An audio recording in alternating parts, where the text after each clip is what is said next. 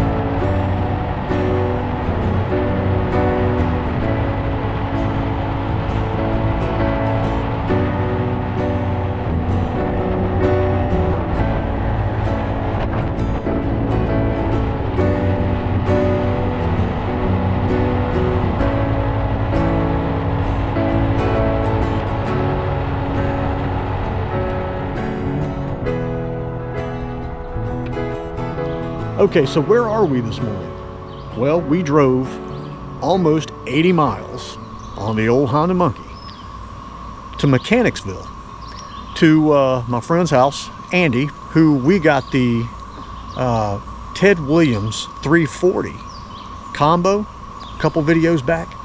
He's the one that gave me that. Well, yesterday he was at a flea market, and well, he got a basket of goodies, and he gave me a call and said, would you be interested in these? So we're here to pick up these. Now you don't know what these are, and I haven't seen these yet, but I know what these are. And I'm going to take you in there to see these at the same time I'm seeing these. And then there'll be those. Anyway, let's go inside.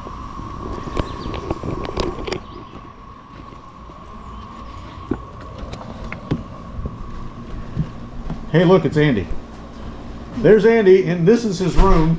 Don't anybody break in here and steal any of the stuff, okay? Because you don't know where he lives anyway. That's right. I'm a good shot. He's a good shot, and he should be, because he has nice stuff. So he'll have to probably check me before I leave. So anyway, as we look down here to his version of his table of contents, there's a bag. And there's Wonder Woman's chair. So she had like the invisible jet. So here's the invisible chair we're going to sit in real quick. Now I'm going to look into these. Okay, we're going in. Now, first thing I'm going to pull out of here is something that I know doggone well you're all going to say, why? And I'll tell you why. Because I've never had one. Look at that. Now, I don't know how you say that correctly. Sabre, Sabra, Sabiare. I don't know how you say it or what it even means. But it is one. And it's big. It's a lot bigger in person. It doesn't move. Everything seems to be... Oh, that turns. The button pushes, but nothing's happening, which just means everything needs to be cleaned. That's cool though, to actually see one in person, because I've really never seen one in person. That is such a big cap.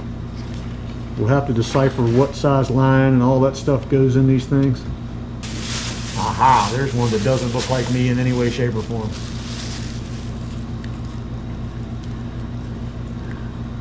A Century 115. Another reel that I have never had. Now this one's doing what it's supposed to do. That's magical right there, just to hear that happening. Working. This reel actually is functioning, so we will not have to do as much cleaning on that one, I don't think. Okay, we're going to go with exactly, well, here's something. This is just weird all in its own.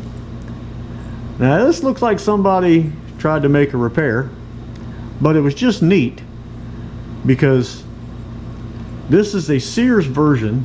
Get that thing where I can see. Sears version of a 1875 Shakespeare. Button on the back. And it is working. I really would like to know, that's got to be J.B. Weld. What do you think? Yeah, you think so? That's what I'm feeling, J.B. Weld. Now, I don't know how they J.B. welded it. It's got a crooked dog leg kind of thing going on. They must have really broke that badly. We're missing some screws, but the cap, the cap actually comes off. That's good. Oh, and now there you go. There's the difference in this version of that reel.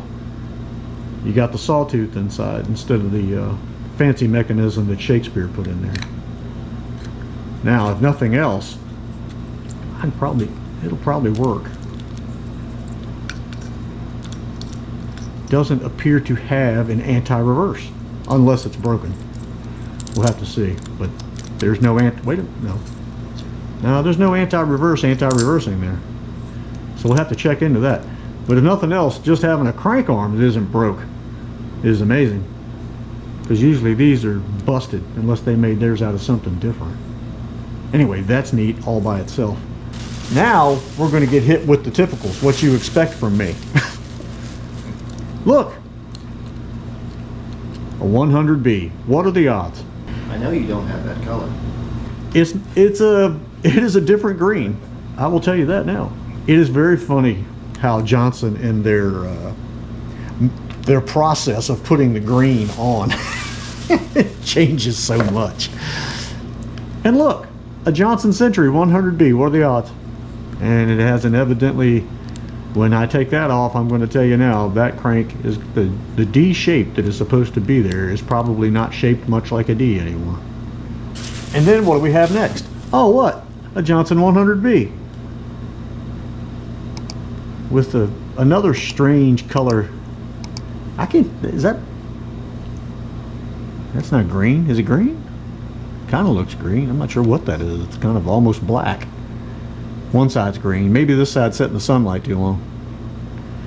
I love these with the scars though. You can always tell that if it was on a rod, it was laying on the ground like that, laying in the back of the truck or whatever, because that's the scars that you always see, because the crank was always aiming up if it was laying in the truck or the floor of the car or whatever. So those sides are the ones that are always messed up. Now that's almost working. I think it is working. It just really needs a good cleanup. And then what do we have here? Oh my goodness, a Johnson 100B. That one does work. That one's okay. It did work till I messed with it. She's rough inside. We're grinding coffee with that one, and she keeps locking up. Don't know what's going on there. It's locking up and then it lets go.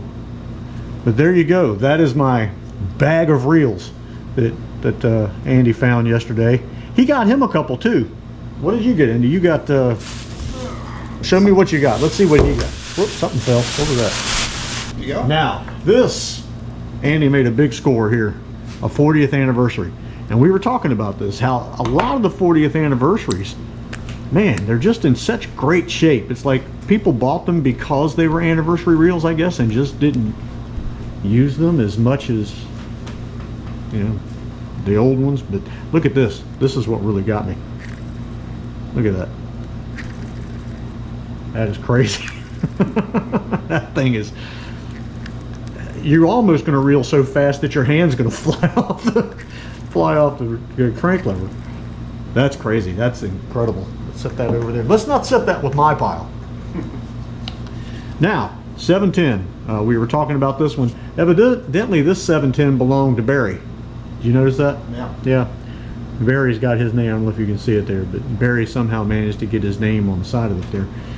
The 710s are famous for the spool getting stuck down inside the body and you can't get them out. I had a 710, same problem. I tried to get it out and pretty much destroyed the spool. Okay, one of the other things that I think is pretty cool and that Andy actually has, and you don't find them very often, and the ones you do find are the ones I don't like. I'm sure, again, I'll catch some flack over that at some point or another. But we're looking at the little Daiwa Micro Cast or Mini Cast. What do they actually call yours? This is a Sears and Roebuck. It's a Daiwa, but it's the Ted Williams 270. Now, where do they get 270 from? I don't know. I have no idea what that actually means. You can barely see Ted Williams on that right there. It's barely in there, 270. But this is the Daiwa that I do like. The ones that I do actually have tendency to have a good day with, I guess would be the best thing to say. There's not a whole lot of line untangling and that type of thing. See where your drag is? Right there on the body. Those are the ones I was telling you about, as opposed to the ones with the drag button sticking out of the guide hole for the line. This was more of an upgrade of that reel. And these actually worked out pretty well, but you really don't find them that often. You'll find the other one with that drag knob sticking out of the hole there, and that's the one that always gets line tangled up. But showing you this one, this not actually saying Daiwa on it anywhere that I can see, but it is. It's a Daiwa. It says made in Japan on the bottom, but it's a Ted Williams 270. Very cool. Now, the one I'm really wanting to show you that I will be forever looking for. Hey, I think I've caught Andy over there. This guy. This is the coolest thing. This is a Daiwa Mini Cast Gold. As you see, your drag button on the body itself. But is this not the strangest thing? Spring-loaded big wheel. I'm guessing in some way, shape, or form it changes your gear ratio as you reel. I mean, I don't know anything about it, but it's such a crazy Frankenstein looking thing that you almost wonder when they were building this, or the guy that designed it, all the people sitting at the table there when he threw the design out, what do you think they did when they just looked at him like, why do you have a steering wheel on the side of the of the reel. But that I will forever be looking for. Maybe one day Andy and I ever get to fish together at some point, I get a chance to fling this thing because I really want to see what it does. It's just so cool looking. But that's a Daiwa Mini Cast Gold. Does this one have a model specific? I don't see one. It just says Daiwa Mini Cast Gold. Manufactured by Daiwa. Now, this is Andy's neighborhood lake, and since he is a neighborhood member, I am allowed to fish with him because I am a guest, according to him anyway. I don't know how true that is, but we'll find out, I guess. Okay, we might actually have a fish caught this time.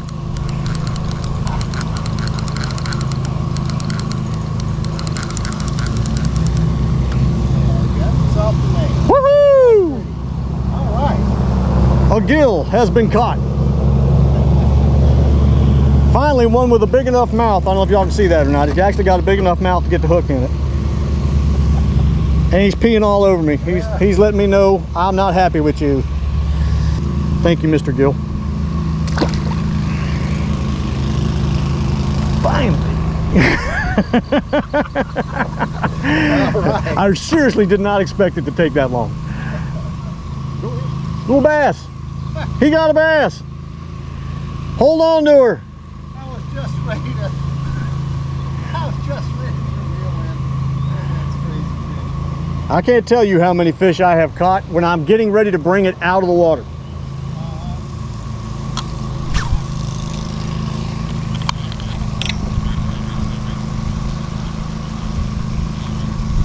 Oh!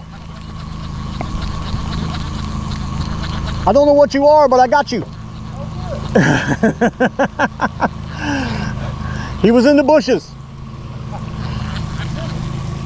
Just a gill, but on artificial.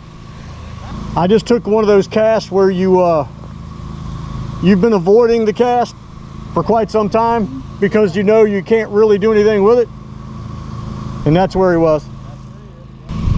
Little tiny gill.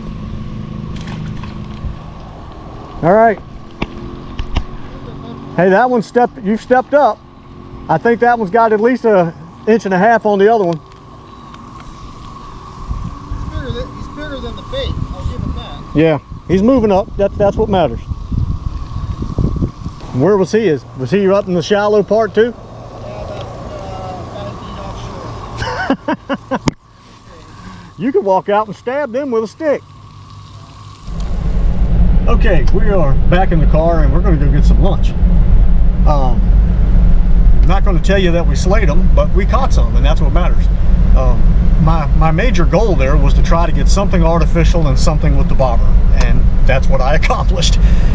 So I don't feel like I've, even though you could have seriously put them in your wallet, I accomplished what I set out to do, and that was one on each. Andy, of course, he caught 3. He got 2 little bass and a bluegill. Am I right? Yeah. There's 2 bass and a bluegill.